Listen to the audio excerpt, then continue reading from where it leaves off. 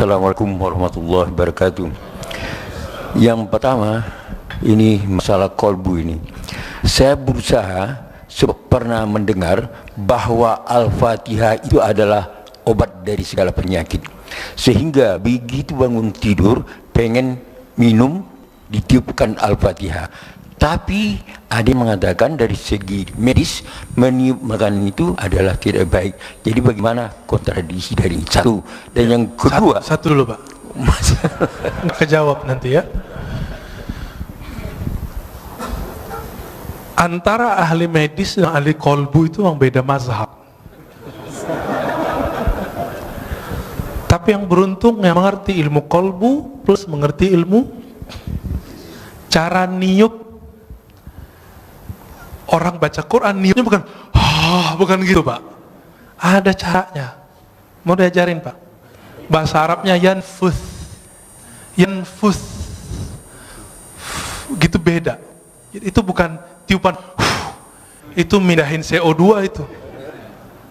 Yanfuth itu tiupan yang tidak ada rasa geraknya. Gitu. Yanfuth. Mirip-mirip. Beberapa silat saya lihat itu dia punya latihan nafas, tapi itu lebay juga ya. Ini nggak apa-apa juga sih. Gimana? Ternyata bukan hanya itu yang penting. Bapak kalau saya kirimin WA, saya bilang, Bapak hebat ya, ahli tahajud, mujahid fisabilillah, semangat Pak. Tapi saya bilang, cemen lo, soalim. Itu di WA. Kalau Bapak baca ada efek nggak? Ngefek ke badan nggak? Waktu pengurus diteror waktu 2 tahun lalu atau 3 tahun lalu, karena mencoba menetralisir kajian, itu WA bikin rusuh itu Pak, bikin gundah. Benar nggak? Kalimat-kalimat itu punya energi kalau dibaca. Apalagi kalau dilafazkan, apalagi kalau dihembuskan. Kenapa? Karena energi-energi yang ada di situ dia bisa tersimpan. Coba lihat flash disk. Dia bisa nyimpan data. Handphone bisa nyimpan data. Maka semua benda-benda itu bisa nyimpan energi, data-data itu. Semuanya bisa nyimpan data. Kenapa sendal Imam Ahmad itu bisa mengeluarkan jin? Seorang laki-laki datang, ya Ahmad, ya Aba Abdullah, anakku, putriku sering kesurupan, kayaknya dipaksa nikah kayaknya. Rata-rata kesurupan, survei kita 70% survei langsung. Itu karena stres, ditekan. Di pesantren, kalau pesantrennya terlalu keras, kurang menikmati anak kita bisa kesurupan Pak. Di asrama, di sekolah, apalagi dipaksa nikah sama. Dipaksa kerjaan sama, atau lagi pergi berkemah itu ada tekanan, nanti orang itu seruban, itu stres. Tapi kalau ini bukan, ini gangguan sihir. Udah stres, kemasukan jin. Apa katanya? Maaf saya lagi sibuk, ini sendalku, tolong bawa, ketuk aja kepalanya, jangan digambar gitu ya, ketuk kepalanya. Akhirnya dia datang pulang, dia ketuk kepala si putrinya, langsung sembuh. Apa hubungannya sendal lama? Jadi ulama-ulama ahli kolbu itu untuk mengurus orang kesurupan nggak perlu baca ayat Pak, karena dibacain ayat jinnya juga hafiz, diulang lagi hafalannya semua. Dia butuh memori kolbu yang tersimpan di situ. Maka caranya bukan dihembus gitu Pak ya, ditiup. Ini saya tunjukin, kita baca misalnya Bismillahirrahmanirrahim. Itu aja. Dia cuma transfer data aja. Data kalimat Al-Fatihah dipindahin ke situ. Diiktikadkan, ya Allah, tolong turunkan keberkahan Fatihah ke Abu Sa'id Al-Khudri udah bertahun-tahun diajarkan Al-Fatihah oleh Nabi. Tapi satu kali sebelum pulang Nabi panggil, ya Abu Sa'id, nanti sebelum pulang kamu temuin saya. Karena dia punya bakat ngobatin. Nggak semua orang punya bakat ngobatin Pak. Jadi Bapak ini kalau nggak punya bakat ngobatin, walaupun hafiz Quran, apalagi cuma hafil qul huwallahu ahad, jangan coba-coba ngeruqyah. Abu Sa'id orangnya berani, nekatan orangnya. Apa kata Nabi? Nih, saya kasih kamu hadiah. Ditunggu-tunggu, ternyata yang dibaca Nabi apa? Al-Fatihah. Tapi baca Fatihahnya beda zauknya, beda waridnya, beda ahwalnya ketika baca Fatihah saat sholat. Saat sholat baca Fatihah itu isinya adalah khudu, kerendahan kolbu. Di saat ini ada zikir obat di situ. Muncul sebuah riwayat hadis dhaif. Al-Fatihah shifaun min kulli da. Fatihah itu obat segala penyakit. Hadis dhaif, tapi Imam Ibnu Qayyim, murid Ibnu Taimiyah, Imam Salafi mengatakan apa? Ini mujarab. Fatihah itu mujarab. Benar Pak, mujarab Pak. Cobain aja Pak. Terus gimana lagi setelah ditiup? Tutup dengan salawat Allahumma sholli ala Sayyidina Muhammad wa ala ali Sayyidina Muhammad. Lalu minta doa, ya Allah, berkahi air ini, jadikan dia obat untuk tubuhku, badanku. Gitu Pak. Jadi jangan pindahin CO2-nya. Oke? Ya. Yang kedua, satu lagi aja. Tambuh. Tambuh cia. Ya. Begini Ustaz. Jadi di dalam kita menetralisir diri ini, kami sering praktik bahwa menangis itu adalah lambang kecengengan. Jadi kami berusaha untuk tidak menjadi orang cengeng bagaimanapun perasaan, untuk berusaha tidak menangis, sehingga memang sulit untuk menangis. Sedangkan dikatakan kamu membaca Al-Quran itu cobalah menangis, kalaupun tidak bisa menangis berpura-pura menangis. Nah, kontradiksi lagi. Bagaimana Ustaz? Makasih. Hadis Iqra'ul Quran wabku alaihi fa illam tabku fatabaku. Itu hadisnya dhaif tapi boleh diamalkan. Bacalah Quran, menangislah. Jika kamu tidak sanggup menangis, maka kenapa susah nangis? Karena nggak pakai kolbu. Coba urus dulu kolbunya. Urus dulu kolbunya. Nanti Pak, kami 40 hari, saya cuma diizinkan sebelum maghrib baca Quran sama guru saya. Kamu obatnya sekarang kolbu dulu. Fatihahnya ayat yang lain nanti aja dulu. Dosisnya nanti. Maka saya dulu waktu umur 13 tahun, karena ada kewajiban sekolah harus hafal as-sajadah, sebelum maghrib saya baca as-sajadah, baca aja. Tahu-tahu 40 hari udah hafal. Ketika selesai 40 hari, selesai zikir kolbu, saya baca Quran. Baru di Bismillahirrahmanirrahim, udah nggak sanggup baca lagi. Tersenduh-senduh Pak. Cengeng nggak? Enggak. Saya saat itu merasakan yang ngirim Quran itu ngomong, lagi kirim. Di zaman-zaman dahulu, zaman-zaman masih pakai surat, kalau orang rindu, maka dia bukalah surat yang ada di lemari, surat dari kekasihnya. Masih ingat nggak? Dibuka, beberapa orang nangis. Dulu saya masih ingat, bapak saya pertama saya ke Jakarta, itu kirim surat, Ananda gitu ya. Itu surat saya simpen itu. Sekarang karena pindahan nggak tahu nih, masih ada, kayaknya masih ada. Ya. Kalau saya rindu, dulu kan belum ada handphone seperti sekarang. Saya buka aja itu bisa nangis Pak. Kalau surat dari ayah ibu bisa bikin nangis, bagaimana dengan Allah yang mewasiatkan untuk berbuat baik ke ayah dan ibu? Lebih nangis lagi. Nah, maka munculkan dulu zikir kolbunya, baru kita. Nah, inilah ayat pertama. Iqra bismi rabbik. Bacalah nama Rabbmu. Jangan pakai dengan. Dengan itu kalau bahasa Indonesia kesannya dengan nama. Kesannya beriringan. Padahal bi di situ litaukid. Bacalah benar-benar nama Rabbmu. Siapa nama Rabb kita? Allah, itu zikirnya. Allah. Terus semakin kuat menabung nama Allah itu, karena Allah itu besar, maka akan muncul tangis. Tangis itu nggak cengeng Pak. Tangis itu satu tetesnya mampu memadamkan api neraka. Cengeng nggak?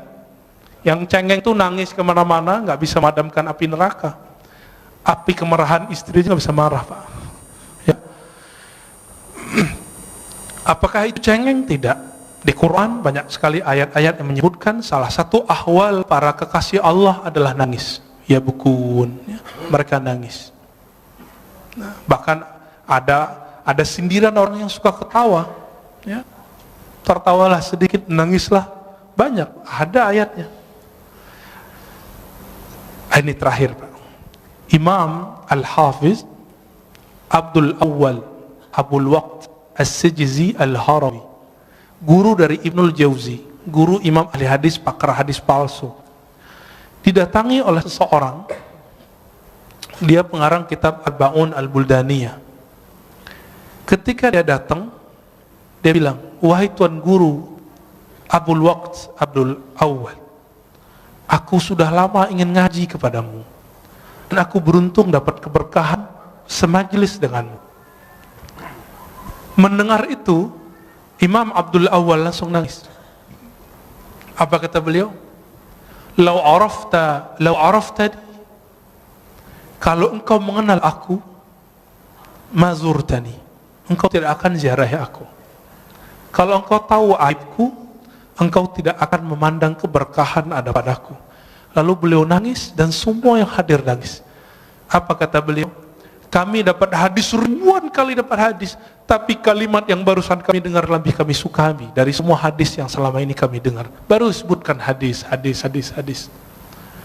Dikasih makan nggak mau makan beliau. Kenapa? Sudah nangis duluan. Jadi majelisnya ahli qalbu dari dulu itu nangis. Dan Imam Abdul Awwal ketika sakaratul maut, murid-muridnya ngumpul. Apa kata salah satu muridnya? Gurunya ini zikir dalam kalbunya, tapi muridnya nggak dengar. Kata si murid yang agak kurang sopan, si muridnya dapat hadis, lakinu mautakum la ilaha illallah, talkinkan orang yang sakarat la ilaha illallah. Wahai tuan guru, baca la ilaha illallah, kata si murid. Apa kata gurunya?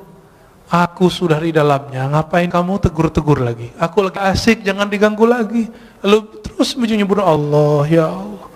Dan ketika Allah itu terus dibaca dan belum meninggal dalam keadaan menyebut ya Allah. Udah. Inti la ilaha illallah di mana? Allah. Kalau nggak ada kalimat Allah, ada nggak la ilaha illallah? Nah, inilah talqin pertama yang saya dapat dari guru saya, Syekh Muhammad Nuruddin, yang tadi saya cerita di awal, yang ketika beliau wafat jadi hujan lebat. Apa kata beliau? Zikir itu intinya satu, Allah.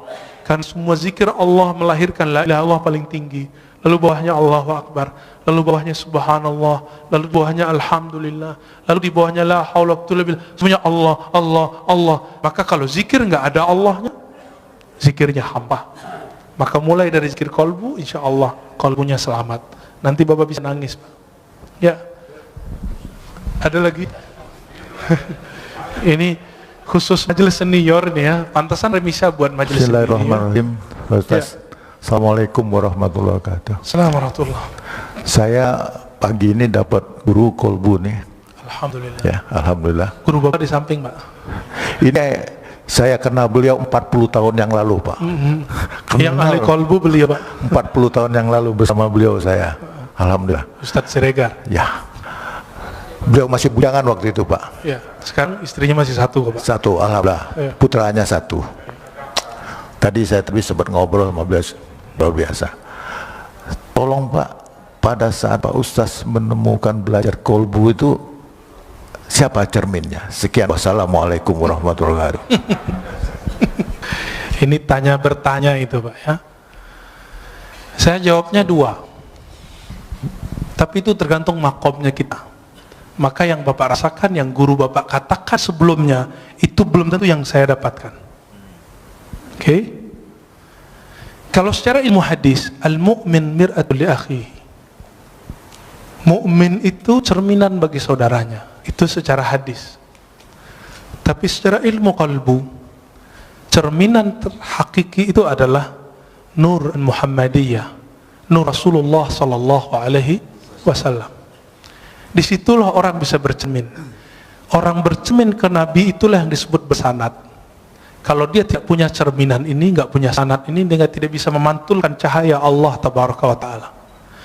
Kenapa Rasulullah cerminannya? Karena Rasulullah yang paling lengkap mewarisi, dapat memantulkan semua asmaul husna. Ada masuk air putih, keluar air putih. Masuk nama Ar-Rahman, maka muncullah kesayangan Rasulullah ke semua umat. Itulah wa ma arsalnaka illa rahmatan lil alamin. Muncul Ar-Rahim, maka Nabi SAW mencintai itu surat laqad ja'akum Al-Bara'ah ayat terakhir, bagian 2 terakhir. Wabil mu'minina raufur rahim.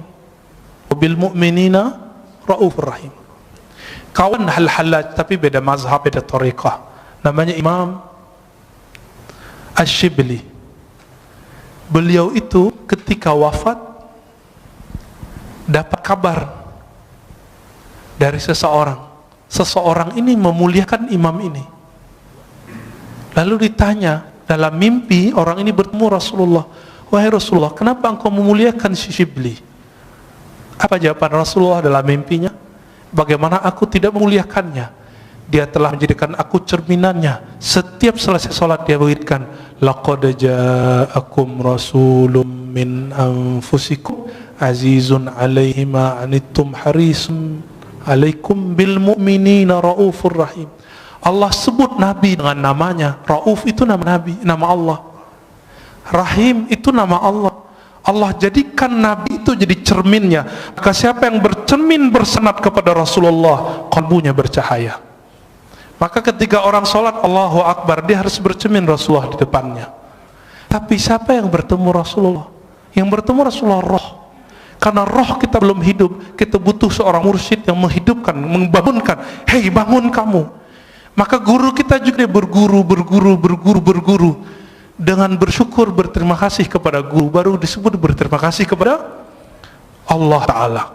Maka ketika orang berguru, itu cara bercermin kepada Rasulullah Sallallahu Alaihi Wasallam. Itu yang saya dapatkan. Mungkin yang Bapak dapatkan, guru Bapak dapatkan beda, ya. Tapi kalau ilmunya dari Allah pasti sama. Pasti sama. Beda-beda ibarah. Ya. Ya Ustaz, singkat aja. Okay. Assalamualaikum Ustaz. Terakhir Pak ya. Iya Ustaz. Apakah betul Ustaz waktu Nabi Ibrahim alaihissalam itu dibakar? Kan sifat api itu diambil sama Allah menjadi dingin. Jadi pertanyaan saya ini Ustaz, betul nggak sih itu ibu-ibu yang sedang masak itu masakannya tidak ada matang karena sifat api ditarik sama Allah? Oke. Itu terima kasih Ustaz. Jangan dipakai lagi Pak ilmu itu ya. Jangan dipakai lagi zikir itu. Zikir itu kata Imam Abu Ali Ad-Daqqaq kasilah, seperti pisau, seperti senjata. Sampai di tangan wali jadi karamat, sampai di tangan fasik jadi sihir. Sama-sama zikir. Sama-sama zikir. Sampai di orang nakal jadi pelet. Sampai di orang tamak, maka waqiahnya bukan untuk ketemu Allah. Waqiahnya supaya ngumpulin harta. Dia rajin waqiah, rajin haji umrah. Sekarang umrah udah nggak boleh. Mau minta ke siapa lagi? Nih mau proyek nih, umrah dulu nih. Sekarang Allahnya nahan dulu. Gak usah khawatir ya. Kita sedih, tidak ada orang umrah. Dalam sejarah umat Islam itu udah biasa. Bedanya dulu kaum Tartar datang nyerang, gak ada umrah, gak ada haji. Kalau sekarang yang nyerang virus ya, corona. Dulu ada ta'ud namanya. Dan jadi ini bukan kejadian pertama, dan ini bukan pertanda kiamat sebentar lagi, tahun ini sudah keluar Dajjal, bukan ya, itu hoax itu. Kalau ya dari dulu dong keluar Dajjalnya. Majelis kita jangan dirusak oleh hadis-hadis palsu. Salah satu hadis palsu yang berkembang hari ini adalah kalau Ramadan hari Jumat maka terjadi dentuman 15 Ramadan, muncullah dukhan, nanti kekacauan di Arab. Arab itu udah kacau udah lama. Setelah Nabi wafat, para sahabat Khulafaur Rasyidin meninggal. Itu Arab sampai hari ini kacau. Gak berhenti Bapak baca sejarah. Saya hobi baca buku-buku sejarah. Kitab Al-Bidayah wa Nihayah Ibnu Katsir 14 jilid kita khatamkan karena kita tahu kapan saja ada konflik. Ibnu Khaldun, ya, Rihlah Ibnu Battuta, Tarikhul Islam Ibnu Zahabi sama menyebutkan tahun yang sama, gak beda. Jadi nggak usah khawatir, insya Allah nanti Allah angkat, ya Allah marfa'anna. Maka doa kunut sekarang hampir wajib. Namanya kunut subuh plus nazilah. Ya, kalau bisa ditambahkan kepada imam, tolong kasih tahu, Allah fa'idfa'annal bala wal waba. Ya Allah tolak bala dan wabah dari kami, wabah virus. Ya, insya Allah Allah jauhkan. Jadi kalau flu insya Allah nggak corona Pak, insya Allah ya. Kalaupun kena, waqina syarra ma qadait. Apa arti waqina syarra ma qadait? Kalaupun kami kena, tapi tolong haluskan kenanya ya Allah. Insya Allah nggak parah. Kalaupun parah, Allah ambil nyawanya langsung biar nggak susah hidupnya. Gitu. Jadi jangan diamalin lagi Pak ya. Ya. Kalau ada teman Bapak kasih tahu, jangan coba-coba pakai zikir itu untuk menahan biar ibu-ibu nggak matang. Biasanya itu kalau orang ke resto tuh ya, dikerjain dapurnya. Di kampung saya dulu banyak. Sekarang orang-orang udah banyak yang soleh Pak. Ya.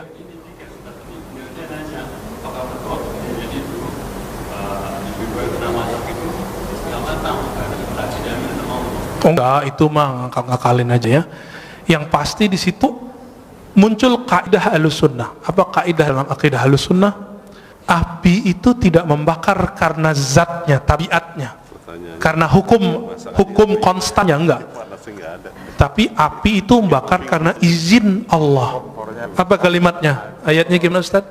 Ya nar kuni bardan wa salaman ala Ibrahim. Wahai api, jadilah kamu kuni itu kan asalnya kun, karena nar itu dia bukan benda yang berakal, disebut kuni, disebut dia feminim pakai ya, kuni, hendaklah kamu menjadi keadaannya dingin. Maka kalau api selama ini panas itu karena Allah emang titahkan kamu bakar. Sampai sekarang di kampung kita masih banyak ilmu debus, nggak pakai sihir, cuma pakai sholat 2 rakaat, zikir sesaat, mereka langsung nggak kebakar. Tapi kita cek di luar itu nggak bisa dia ya. Itu cuma karena dia zikir, dia lagi ngamalin Bismillahirrahmanirrahim, ya dulu ingin bukti. Jadi dia lagi ngamalin ilmu Nabi Ibrahim. Ya Allah, saya pengen bukti kalau benar ayat ini, benar hadis ini, kalau siapa yang bersama Allah tidak ada yang menyakitinya, buktikan aku ambil api, jangan bakar diriku. Betul. Dan saya punya guru itu. Coba alhamdulillah ibu saya dulu larang. Almarhumah ibu saya mengatakan, kamu mau jadi apa? Gak usah belajar itu. Lalu ketemu guru kami yang lain, Maulana Kasril namanya, mau jadi emosional atau jadi penyabar? Saya jawab, ya penyabar lah. Kalau mau jadi penyabar, hindari ilmu-ilmu kebatinan, meskipun boleh secara hukum syariat. Maka saya nggak belajar ilmu-ilmu aneh Pak. Ini belajarnya ilmu silat lidah aja. Ya, jadi tidak benar semua api saat itu cuma satu api, tidak semua api. Ya, siapa juga yang masak saat itu? Ya, ya itu khayalan orang lagi mentafsir. Terakhir Pak Mirwan. Assalamualaikum warahmatullahi wabarakatuh. Assalamualaikum. Tadi Ustaz katakan Sayyidina Umar ya minta kepada Bilal supaya azan mengingatkan kita kepada Rasulullah sallallahu alaihi wasallam. Kebetulan tadi juga imam kita Hasanuddin Sinaga jadi imam. Sinaga apa Siregar? Sinaga, sorry. Kita rindu suara beliau ini. Karena tahun 97 dulu beliau ini imam di sini. Alhamdulillah. Makanya kita rindu. Ini siapa yang bawa ini? Bang Adek tadi ya. Kalau bisa sering-sering bawa Bang Adek. Alhamdulillah. Yang kedua mengenai tunggu dulu. Alhamdulillah lupa. Iya. Tadi apa ya? Mengenai suluk tasawuf di kampung saya itu banyak Ustaz. Oh iya. Ya. Cuma kami dulu sebagai pemuda menganggap ini ilmu apa ini pelajarin ini.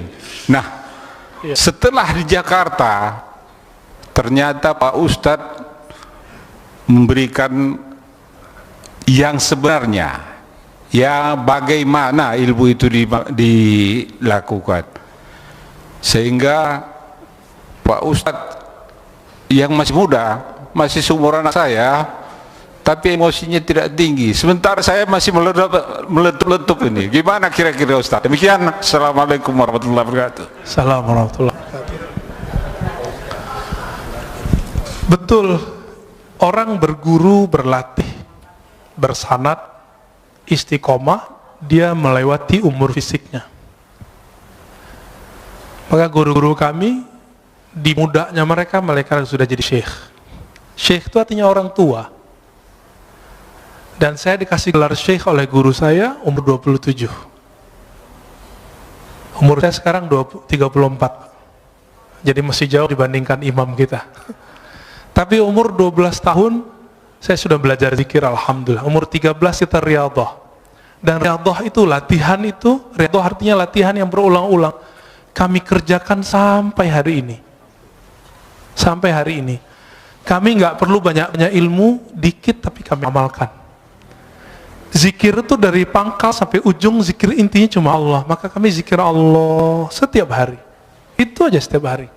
Guru saya mengatakan, hei, kamu mau bahas apa saja, semua wali zikirnya ini.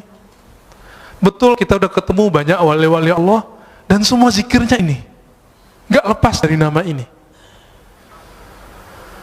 Dan ternyata inilah warisannya Nabi Muhammad SAW, yang orang banyak lupa.